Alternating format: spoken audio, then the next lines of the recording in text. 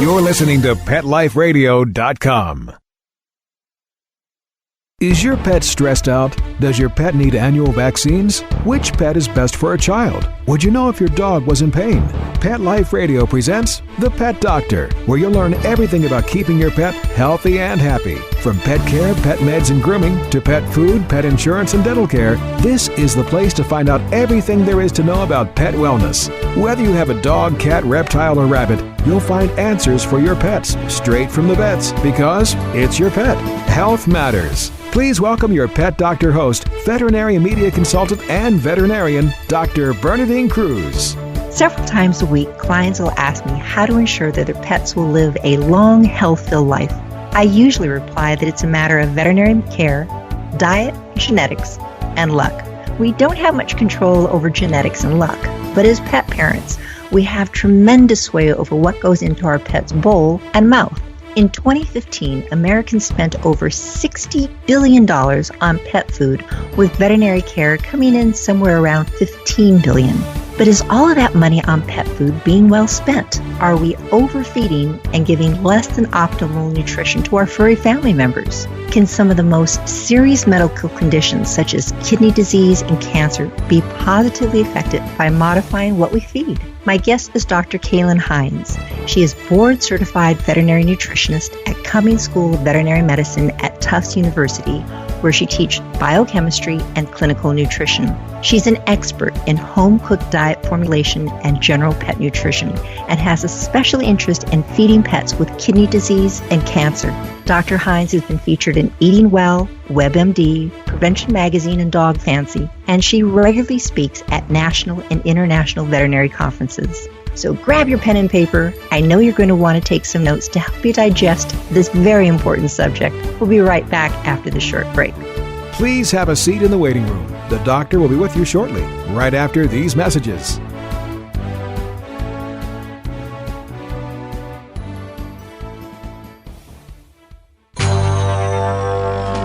It's DesignerPetSweaters.com. Hand-knitted designer sweaters for your precious pup or cool cat. Beautiful couture patterns for your pets, including custom-knitted formal wear, casual wear, yachting, and even sports-themed. Many designer pet sweaters include feathered tammy hats, top hats, and a lot of sparkle. Each sweater includes leg loops, front paw sleeves, and leash opening. Visit DesignerPetSweaters.com to order your four-legged fashions today. Your pets will stay warm for the winter and be runway ready. Large or small, we fit them all. DesignerPetSweaters.com.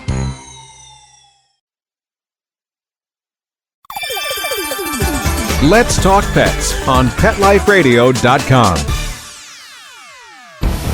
Welcome back to the Pet Doctor on Pet Life Radio. The doctor is in, and we'll see you now.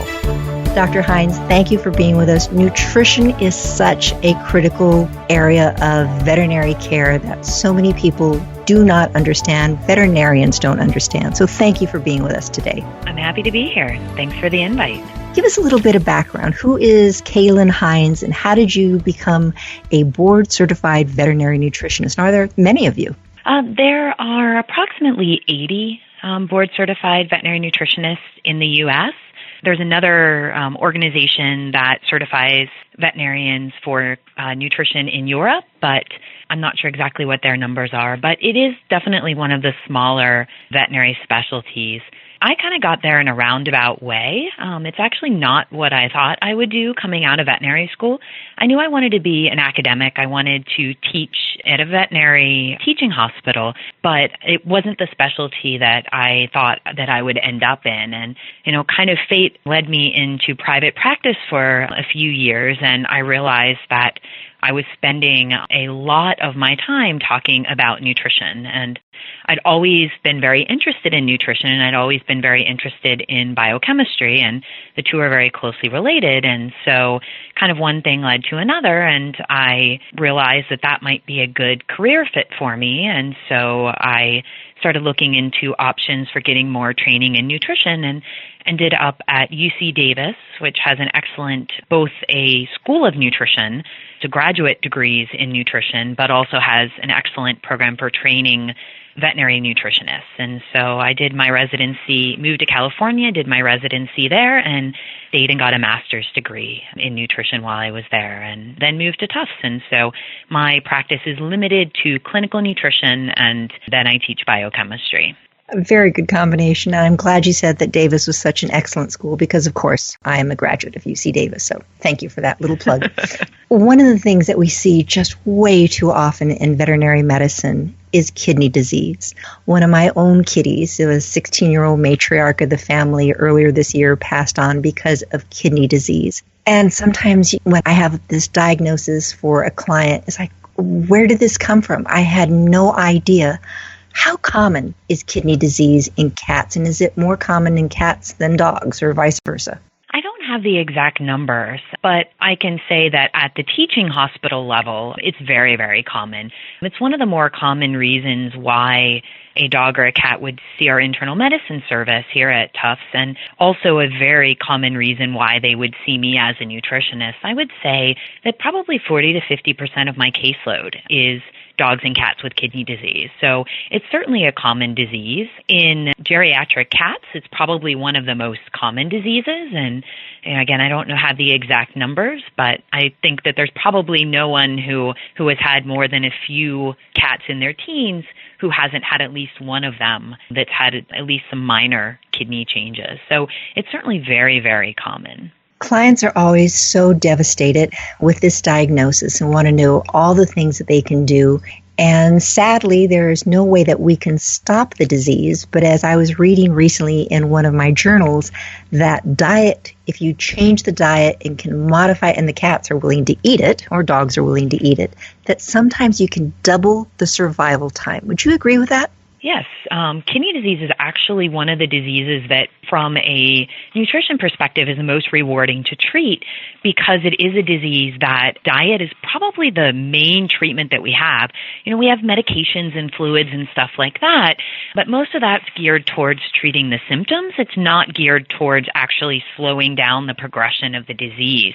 But there have been some really good studies in dogs and cats that have shown exactly what you suggested, that feeding an appropriate diet during kidney disease can potentially double survival and the lifespan compared to feeding just kind of like a normal over-the-counter type diet.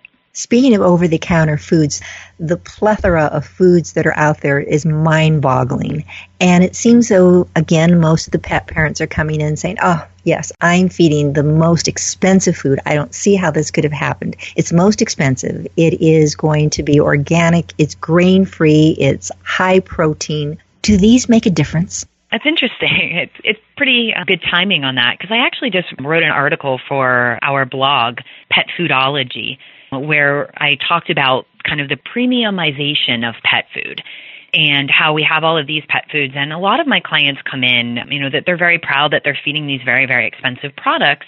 But the challenge is that a lot of it is marketing. It's not science. And so companies add ingredients and they use really emotional kind of marketing to make you feel like the prices that you're paying for the foods are justified. But from a nutritional perspective, a scientific perspective, and potentially a quality control perspective, not all of the highest priced foods live up to, being a good value for the price. And when it comes specifically to kidney disease, the kind of diets that we need to treat kidney disease are not the kind of diets you're going to be able to buy over the counter. And so that's one of the bits of resistance that I see with pet owners, is they're not happy with the ingredients or the companies that make some of the veterinary therapeutic diets that we use to treat kidney disease. And the challenge is that there are laws in place for what nutrient levels have to be in pet foods to be sold over the counter. And so those products that are sold over the counter don't necessarily have the appropriate nutrient levels for pets with kidney disease because they're legally not allowed to. And so there's a lot of complicated regulation that goes into the therapeutic diets, but this is a disease where in most cases it's really critical to feed that diet that your vet recommends, as opposed to, feeding what the pet store employee or the internet suggests that you should feed.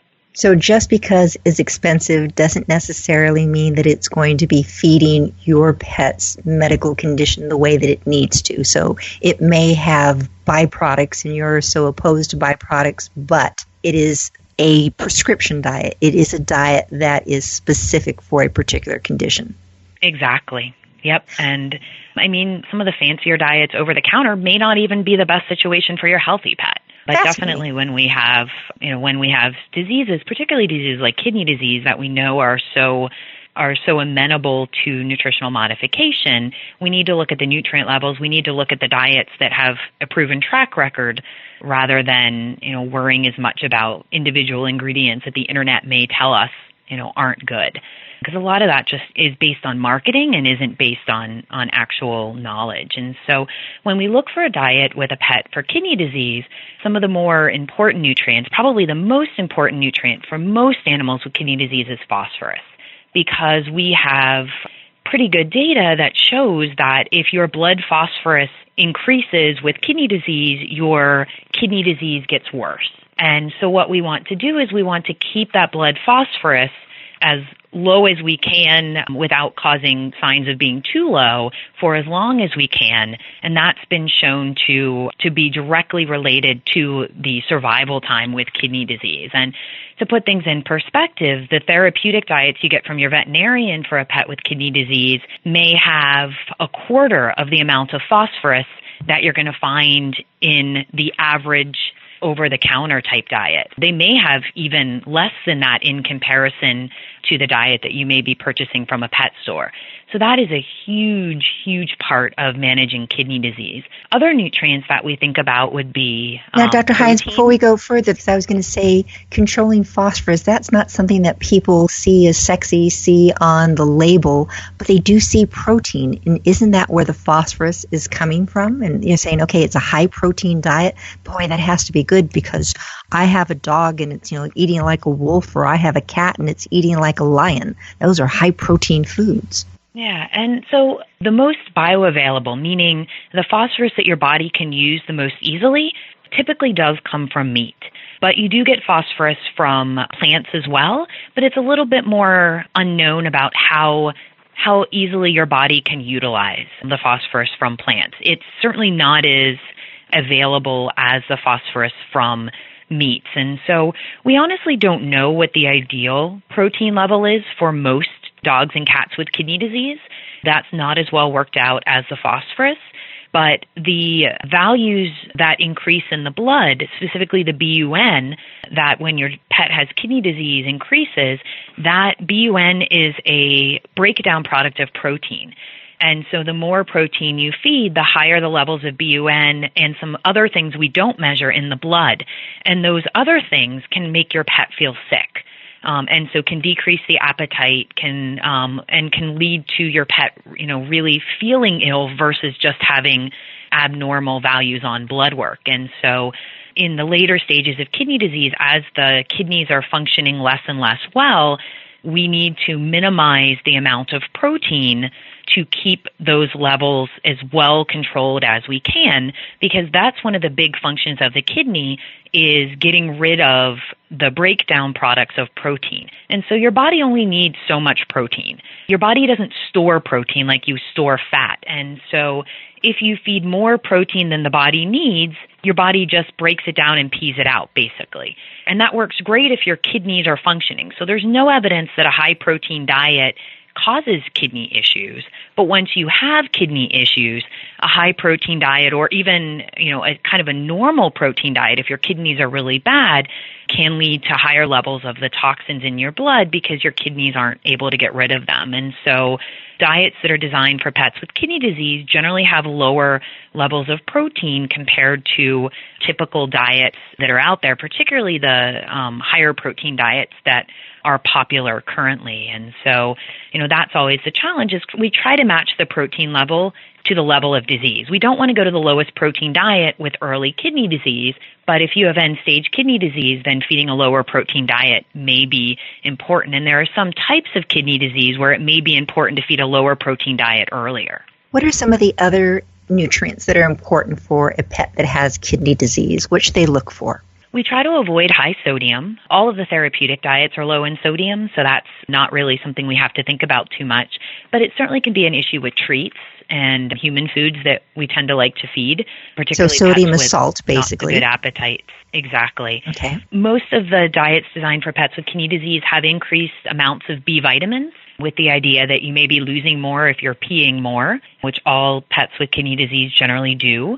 And then probably the other big thing that we look at is omega-3 fatty acids, specifically from fish oil, because there's some evidence in a couple studies that they may have some benefits for kind of helping to maintain kidney function. And so usually we'll supplement dogs or cats with kidney disease with fish oil. And that's one of the things that when people start realizing that their pets are ill, they're going to be needing going into the veterinarian more frequently for follow-up blood work, and there's a special diet, and it costs a lot more sometimes than what they've typically been feeding.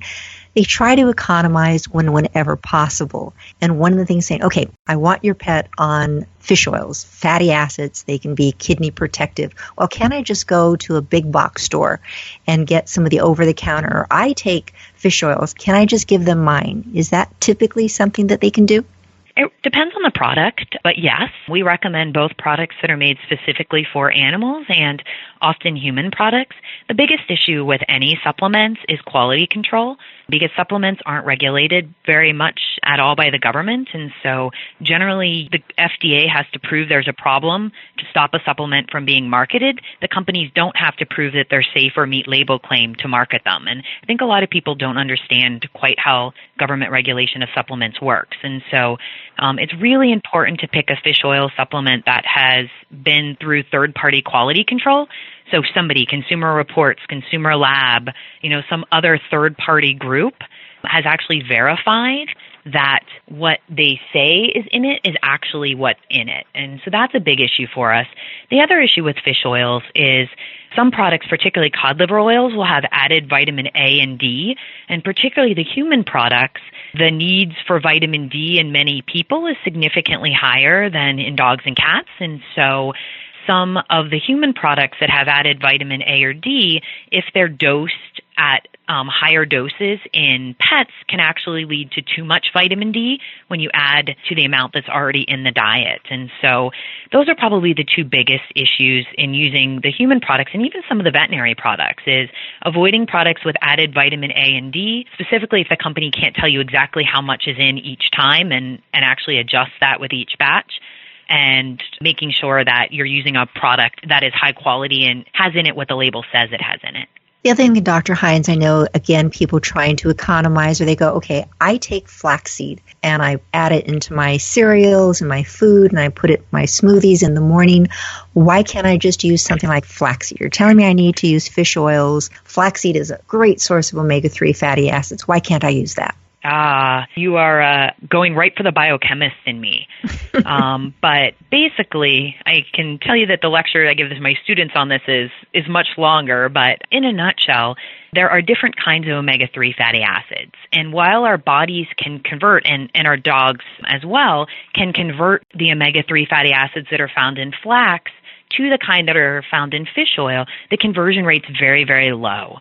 So in human women or female dogs, it's maybe 10 to 15% gets converted.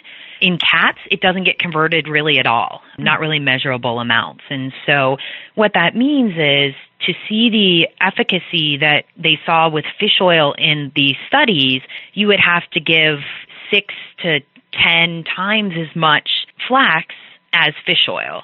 And so that's really not practical. And there's not really a way that you can tell the body, okay, you need to convert this much and you need to move it to the kidneys. The body tends to use the omega-3 in fish oil for other things like burning it for energy, whereas it's more likely to use the omega-3 type that come from fish oil specifically for anti-inflammation and some other of the mechanisms which they work. The other thing that is always, again, very frustrating, So often kidney disease will happen, and it seems to be very insidious, the onset for an older cat or a dog. And they come in and, oh, by the way, it has heart disease, it has arthritis, it has kidney disease, maybe it's on the verge of being a diabetic, it has all these concomitant diseases. And it's like, all right, which one do you address first? Do you address them all? Sometimes one medication for one disease will be contraindicated for another. How do you, as a nutritionist, recommend handling these concurrent diseases? Which one do you choose first? Yeah. I mean, it depends what the combination is, but I usually look at which ones are the most likely to actually have a response to diet. And, other than food allergy, probably the most responsive disease to diet is generally going to be kidney disease. And so often the kidney disease, particularly if it's later stage disease, is going to take precedent. And then I make everything else kind of fit with it. Because there's a lot of diseases like heart disease. Omega-3s and low sodium is the majority of what we do for dogs with heart disease. That fits in just fine for treatment of kidney disease. So from a medical perspective, treatment for those two diseases can be a real challenge because it's not necessarily the same. But from a nutritional perspective, they overlap pretty heavily. So that makes that reasonably easy. Diabetes can be a bit of a challenge in cats because there is a lot of veterinarians now are using more lower carbohydrate diets for cats with diabetes. The challenge is that if you're lowering protein in the diet, it's hard to lower carbohydrate as well. So it's hard to have a low protein, low carbohydrate diet. You're basically feeding your cat mostly fat, and that's not necessarily terribly feasible. So sometimes those diseases come a little bit more in conflict. The thing is that for the majority of cats, we have alternative treatments. We have insulin. We don't have the equivalent of insulin for kidney disease. And so, diet is the main treatment that we have. And so generally, I'll look for the diet that is best for the kidneys, but is the best compromise for the other disease. And you were talking about, palatability is something that you're trying to offer. Here's going to be this high-fat diet, might taste good. But oftentimes with these sick animals, it's like nothing seems to taste good. And now we're taking them off of their regular food and saying, okay, this is what we want you to eat. And at least with my own cat, Divot, when she was 16, I played the game. I tried all the renal diets, the kidney diets, and she looked at me and it's like, this isn't going to happen. What do you do in that case? How do you try to make the food a bit more palatable? Yeah. Well, there's a lot of different things, and cats are harder than dogs. In cats, they tend to be more picky about food changes, and even in earlier kidney disease, it can be harder to get them to eat an appropriate diet. That said, there's a lot of new kidney diets on the market in the last 2 or 3 years, and so palatability, I would say, of those products is improving. The other thing is there are an increasing number of drugs that you can use to stimulate appetite. There's a new one coming out specifically for dogs that everyone's very excited about that is thought that it will be kind of what we've been waiting for a long time that should help increase appetite in dogs with kidney disease and other issues. There's a cat drug from the same company that hopefully will be coming out. But using more appetite stimulants is becoming more routine in cats with kidney disease. The other thing that we do a lot of here at our hospital is actually put in feeding tubes. And for a lot of pet owners, that seems like a very drastic step. But appetite in cats is often one of the first things to go. And there was actually a presentation at a paper that came out of a recent conference where they had a number of cats that were losing weight, wouldn't eat an appropriate diet for their kidney disease, and feeding tubes were placed. And some of those cats had feeding tubes for 5 years, meaning that those cats had a good quality of life and maintain weight and live with their kidney disease for that long. Because a lot of times what ends up being where we kind of draw the line and when we say goodbye or when we stop treatment is often when, we can't maintain weight and they start wasting away and then everything just spirals. And so I think that's something that pet owners should consider more because you can have really good quality of life. And they stay at home with a feeding tube in place too. Yep. And that's what a lot of people don't realize. Could you please explain what a feeding tube is? I've put them in several times and clients initially, yes, they're aghast. And then they see it's like, Oh, that's not so bad. I can do that. Yeah, so the most common types we use in cats with kidney disease, or sometimes dogs with kidney disease, more commonly cats, are called esophageal tubes, or E tubes. And they go in the side of the neck, and they're little tubes that go in the side of the neck. They stick out maybe a couple inches, and you can get fancy little collars with all kinds of cute little patterns and stuff like that, plaids or holiday colors or cartoon characters. And basically, you blenderize canned food, and then you put it down the tube with a syringe, usually 3 times a day. And then they can eat anything that's appropriate for them to eat on their own. They can still eat treats or drink or stuff like that. But then if they're not eating enough food that day, you can kind of top them off and make sure they're getting what they need. It also can be a good way to give some, but not all, medications.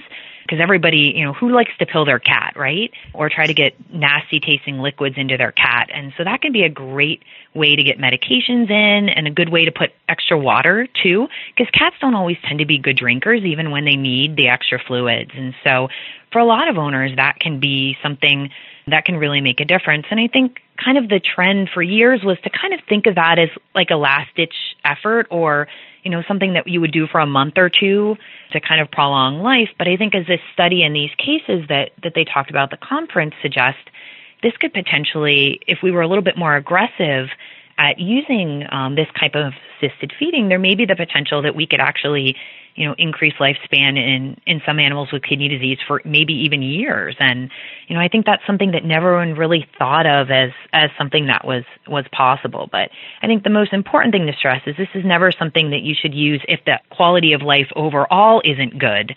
But this is something where if the big issue for quality of life seems to be appetite, that's potentially something that we can get around. And so, that's something we really try to educate owners on, because I think it's something that, a lot of vets may not be as experienced with using them long term and may not offer them to owners as an option. So some owners who might be willing to consider that, may give up sooner than they may need to with that as an option. And it's really not painful, and they just walk around with this little periscope popping out of their neck. We're chatting right now with Dr. Cailin Heinze. She's a board-certified veterinary nutritionist at Cummings School of Veterinary Medicine at Tufts, where she teaches biochemistry and clinical nutrition. We're going to be right back after the short break and talk about nutrition and cancer. Please have a seat in the waiting room. The doctor will be with you shortly, right after these messages.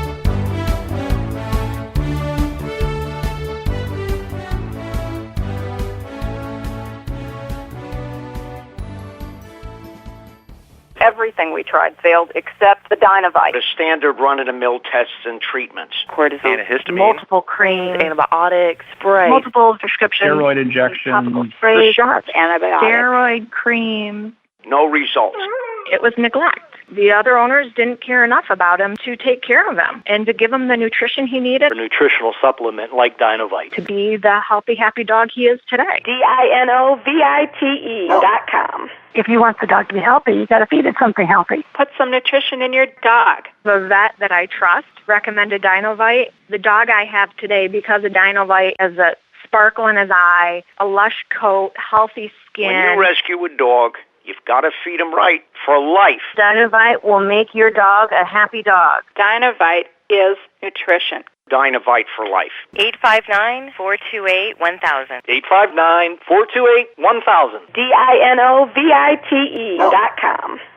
Hi, I'm Dana Humphrey, the founder of Whitegate PR. We have been specializing in PR and marketing in the pet industry for over 10 years. If you have a pet product or service you would like to promote, give us a call. We can help create awareness for your brand on TV, radio, magazines, newspapers, and blogs. Feel free to reach me directly at 619-414-9307 or learn more on our website at whitegatepr.com or follow us on Facebook.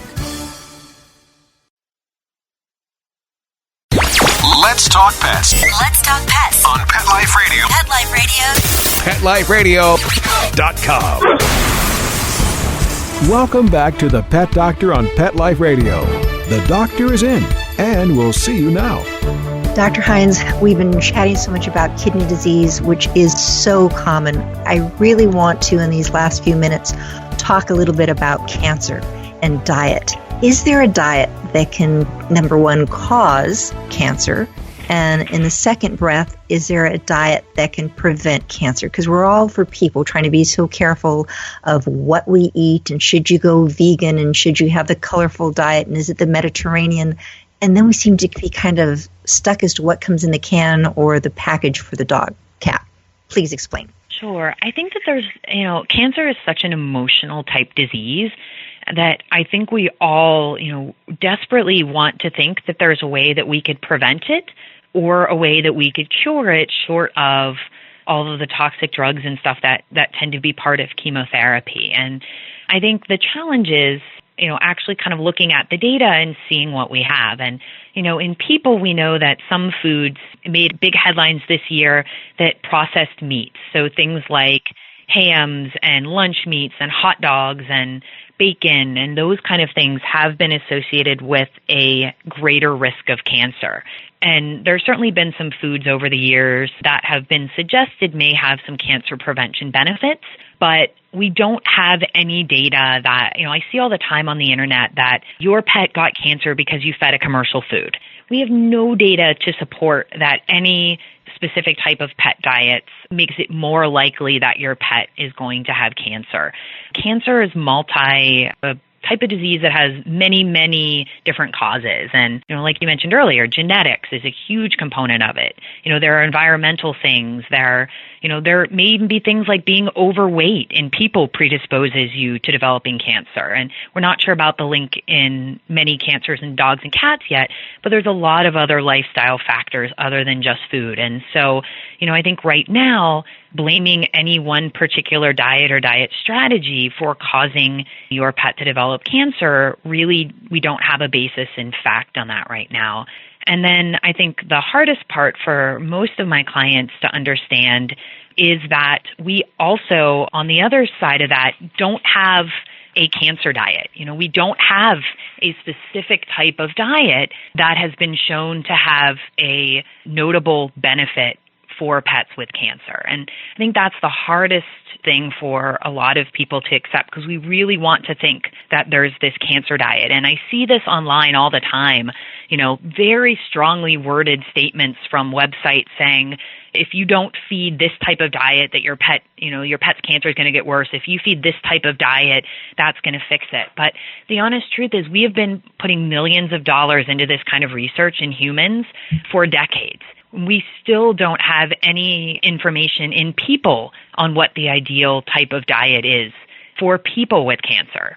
And, as is usually the case, research dollars and discoveries in pets generally lag behind what we have in people, particularly as it relates to cancer. And so, there's no one magic diet, unfortunately, that can fix our pets with cancer or change their prognosis. And, that's certainly the holy grail. And I would love, in my career to find some nutritional modifications, some supplements or diet or, other things that we can do from a nutrition perspective that don't have any side effects and have the potential to improve survival. But, the honest truth is we're just not there yet.